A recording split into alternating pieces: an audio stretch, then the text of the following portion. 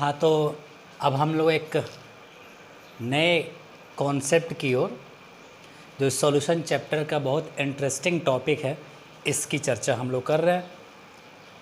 इस टॉपिक का नाम है द्रव्यमान प्रतिशत, जिसको आप इंग्लिश में मास परसेंटेज कहते हैं। और ये जो टॉपिक है, आप थोड़ा सा ध्यान से सोचिए, आप पहले इसको पढ़ चुके हैं और ये 12th क्लास में नहीं, आप 8th और 9th क्लास में बहुत सारे सवाल इस टॉपिक पे बनाए हैं। मास परसेंटेज, द्रव्यमान प्रतिशत, ये सॉल्यूशन का कंसंट्रेशन है।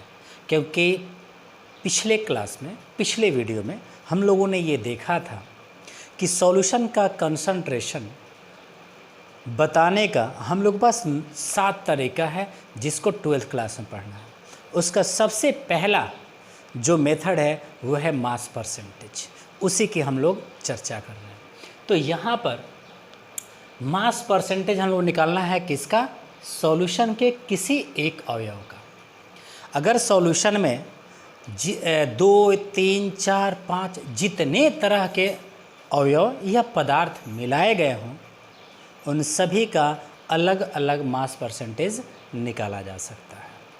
तो हम लोग अब एक एग्जाम्पल लेकर के और इसको समझने की कोशिश करते हैं। यहाँ पर मान लेते हैं कि एक सॉल्यूशन बनाया गया है ए बी। माना कि अवयव ए को अवयव बी में मिलाने पर एक विलयन बनता हो, तो अवयव ए का द्रव्यमान प्रतिशत क्या होगा? तो अवयव ए का द्रव्यमान और बट्टा विलयन का द्रव्यमान, और विलयन में 2 पार्ट हैं, एक विलेय और एक विलायक। तो हमें विलेय का भी द्रव्यमान निकालना चाहिए और विलायक का भी निकालना चाहिए। दोनों का सम करेंगे तब जाके विलयन का द्रव्यमान मिलेगा। तो यहाँ हम लोग देख रहे हैं कि जिस अवयव का हम लोग को द्रव्यमान प्रतिशत निकालना है, उसको अंश के रूप में लिखते हैं, और विलयन का जो द्रव्यमान होता है उसको हम लोग हर के रूप में लिखते हैं। अब और इंटू 100 से मल्टीप्लाई करते हैं, तो अब जाके हम लोग को इसका द्रव्यमान प्रतिशत निकलता है। और आपको पता है कि ऐसा आप पहले भी पढ़ चुके हैं। फिर उसी तरीके से यदि 2 अवयव मिला करके, 2 तरह के पदार्थ मिला करके और कोई सॉल्यूशन बनाया गया हो, उसमें से यदि किसी एक पदार्थ का द्रव्यमान प्रतिशत आप निकाल लिए, तो दूसरे का निकालना बहुत आसान है कि 100 में से पहले वाले का द्रव्यमान प्रतिशत घटा दीजिए, तो आपका दूसरे का द्रव्यमान प्रतिशत निकल जाता है। ठीक इसी तरह यदि 3 पदार्थ या 3 अवयव मिलाया गया हो, मान लेते हैं कि 3 अवयव ए बी सी मिलाकर एक विलयन बनाया गया, ए का द्रव्यमान प्रतिशत निकाल लीजिए, फिर अलग बी का निकाल लीजिए। अब बचा कितना? एक बचा। तीसरे सी का द्रव्यमान प्रतिशत निकालना है, तो ए और बी का द्रव्यमान प्रतिशत जोड़कर 100 में से घटा दीजिए, तो ये तीसरा आपको आसानी से निकल जाता है। ठीक उसी तरह अगर आप चाहें तो अलग अलग निकालना, तो ए का द्रव्यमान प्रतिशत जिसका निकालना है उसका द्रव्यमान ऊपर, विलयन का द्रव्यमान नीचे, इंटू 100। ठीक उसी तरह से अवयव बी का द्रव्यमान प्रतिशत निकालना है, तो अवयव बी का द्रव्यमान और बट्टा विलयन का द्रव्यमान, मतलब कि अवयव ए का द्रव्यमान प्लस अवयव बी का द्रव्यमान और इंटू 100। इस तरीके से हम लोग निकाल पाते हैं। अब यहाँ पर है कि इसका लैंग्वेज समझना बहुत ज़रूरी है। अगर लैंग्वेज समझ में नहीं आएगा तो निश्चित रूप से आपको क्वेश्चन समझ में नहीं आएगा। जब क्वेश्चन समझ में नहीं आए तो फिर बनाने के लिए हाथ ही नहीं उठता। तो हम लोग लैंग्वेज पे आते हैं कि जल में 10% ग्लूकोज का द्रव्यमान का अर्थ क्या है, क्योंकि ऐसे ही क्वेश्चन में आपको मिलेगा। तो जल में 10%, तो हमने यहाँ पे 10% का मतलब लिखा है 10/100। अगर 20% हो, एक और चीज़ देखिए, अगर यहाँ पे लिखा जाए 10%, इसको आप कहते हो 10%। अब देखिए, इसको अगर लिखें तो आप लिख सकते हो कि 10% पर सेंट। ये पता होना चाहिए कि ये जो बना हुआ है, ये वर्ड आया हुआ है सेंचुरी से। किससे आया है? सेंचुरी। और सेंचुरी का मतलब कितना होता है? 100। इसका मतलब 10 पर का मतलब बट्टा और सेंट मतलब 100, तो ये 10% का मतलब होता है 10/100। अब आप समझ गए होंगे 10/100 का मतलब। तो यहाँ पर आ रहा है जल में 10% ग्लूकोज का द्रव्यमान। देखिए जल में तो विलायक हमारा कौन हुआ, जल। 10% ग्लूकोज 10/100, 10/100, तो 10 हो गया ग्लूकोज का अमाउंट और ये हो गया विलयन का अमाउंट।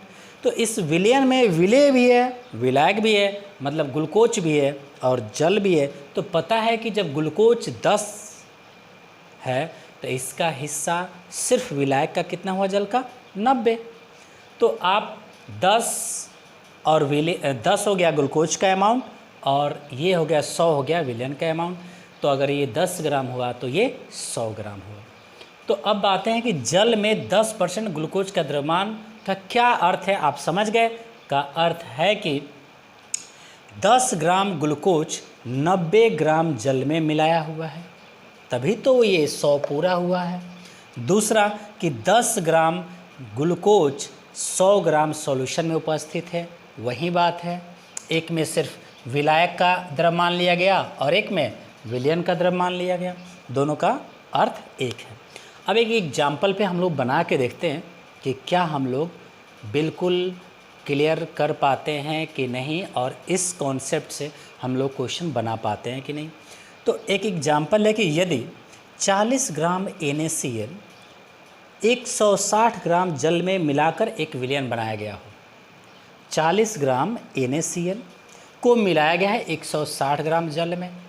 तो यहाँ पता है कि लैंग्वेज से भी देखेंगे तो 40 ग्राम NaCl को मिलाया गया है 160 ग्राम जल में, तो 160 ग्राम जल जो है वो विलायक हुआ और NaCl विलेय हुआ।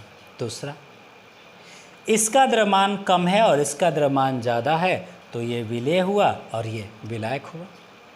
इस तरीके से हम लोग विलेय और विलायक जान जाते हैं। तो यदि 40 ग्राम NaCl 160 ग्राम जल में मिलाकर एक विलयन बनाया गया हो तो NaCl तथा जल का द्रव्यमान प्रतिशत बताएं, एक NaCl का और एक जल का। अब यहाँ पे आता है कि आप जो क्वेश्चन देखें उसके अनुसार हमें क्या क्या मिला।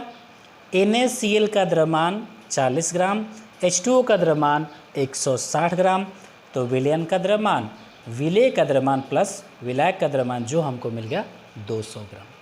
अब आता है कि NaCl का द्रव्यमान प्रतिशत, तो जिसका निकालना है उसको अंश के जगह पे NaCl का द्रव्यमान बट्टा विलयन का द्रव्यमान इंटू 100।